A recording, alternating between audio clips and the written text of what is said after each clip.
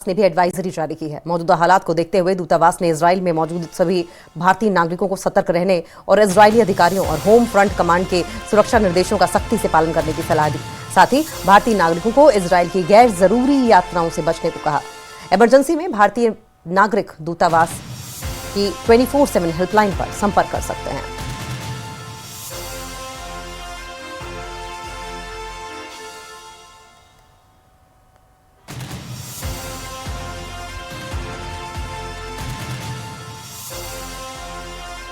तो आपको बताएं कि जिस तरीके से हालात बन रहे हैं, ये भारतीय दूतावास की ओर से एडवाइजरी जारी की गई है। वहां रह रहे छात्रों को और साथ साथ लोगों को क्या करना है, क्या नहीं करना है, गैर जरूरी यात्राओं से भी बचने की सलाह दी है।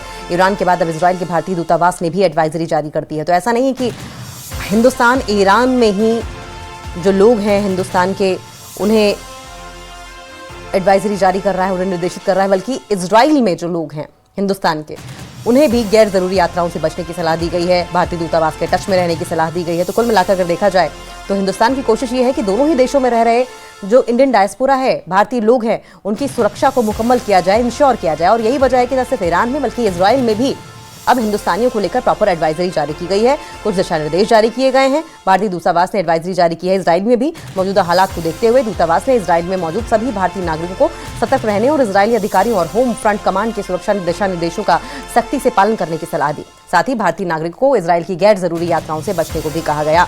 इमरजेंसी में भारतीय नागरिक दूतावास की 24/7 हेल्पलाइन पर संपर्क कर सकते हैं।